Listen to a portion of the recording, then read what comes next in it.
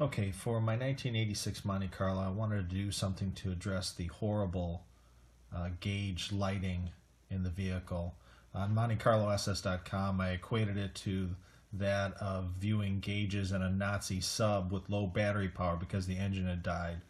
So one of the things I was looking at was LED lighting. This is a kit that I ordered on eBay. It's 10 lights in the sockets. These lights are to replace multiple applications, but for my particular purposes, it's the 168, 161, and I think there's a 194 in there too, but primarily it would probably be 168 for this purpose. But this is how the kit arrived. It was under 10 bucks. I've got one hooked up right now to my variable power supply, and as you can see, I've got it right at about 12 volts. And it looks very promising in terms of the amount of illumination I'm getting out of it. In addition, I can vary it too, so it looks like I should be able to dim this adequately enough as well. So we'll give it a shot, and I'll post the results as soon as I get it in. I hope you like my video. Thanks. Okay, so we're back in my German U-boat. The engine has died and the batteries are running low, so the gauges are looking pretty weak. No, but seriously, this is my 1986 Monte Carlo SS. This will be the before, so I bought some high-intensity LED lights to replace the lights that are currently in here. We're going to disassemble this, insert the high-intensity lights, and we'll juxtapose the after. And from what I've seen so far, what I've demonstrated, it looks like the results will be positive, but as you can see, right now this is just substandard. So looking to post a better improvement, and we'll see shortly after I pull it apart and replace them. Okay, this is the base assembly or housing for my 1986 Monte Carlo SS gauge cluster. I've got the 168 incandescent type bulbs in here right now, hooked up to a 12 volt variable power supply. I've got 12 volts going into it right now, and it's drawing a little over an amp in current. There's supposed to be two types, I believe, in this gauge cluster. These are the 168. The other two for the turn signal, the 194. I believe there's supposed to be a 161.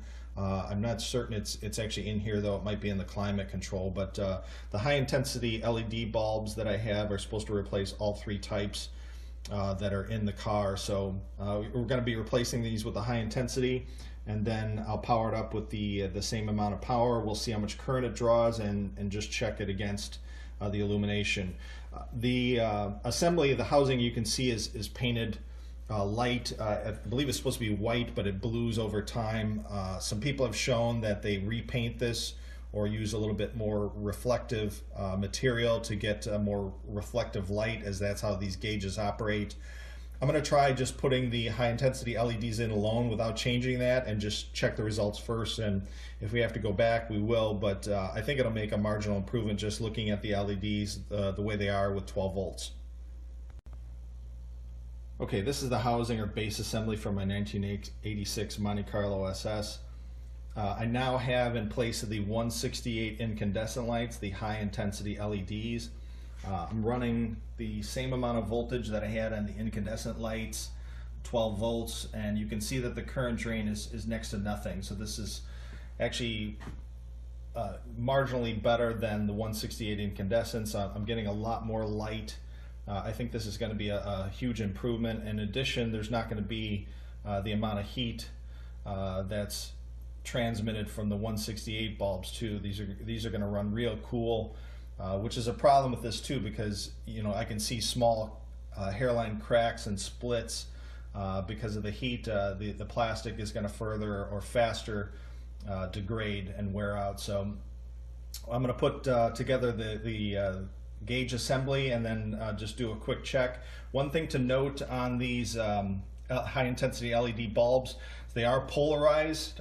So what I did is to check to see where the power was coming in from the vehicle, positive and negative, then check each bulb, and then, as you can see, test it before I put it in. Otherwise you're going to be flipping these back and forth, which will not be fun. Okay, so finishing up putting in the high intensity LED light bulbs in my 1986 Monte Carlo gauge cluster. I just wanted to do a bench test quick test just to see if there was a marked improvement over the incandescent 168 bulbs. And already I can tell there is definitely a marked improvement over the incandescent bulbs. It's probably hard to see, so I'm just going to quickly shut off the lights and just show the improvement.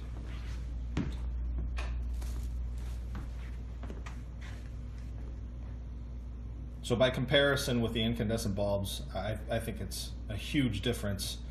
So I guess it's time to put it back in the dash and be done with this project. Hope you like my video.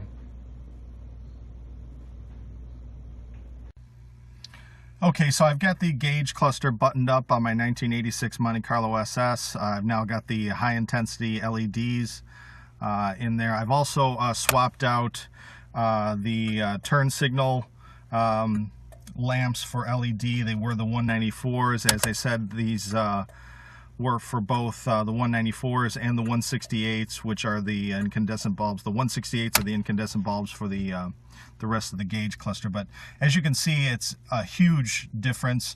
It was so dim before I could barely see it, and that was at full intensity.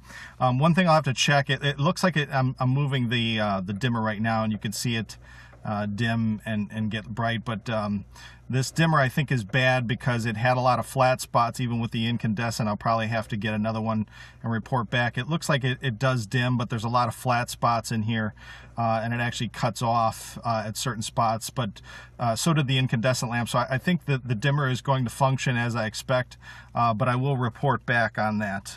But anyways, just want to report back. This is definitely a worthwhile venture, very inexpensive, and a huge improvement. Thanks.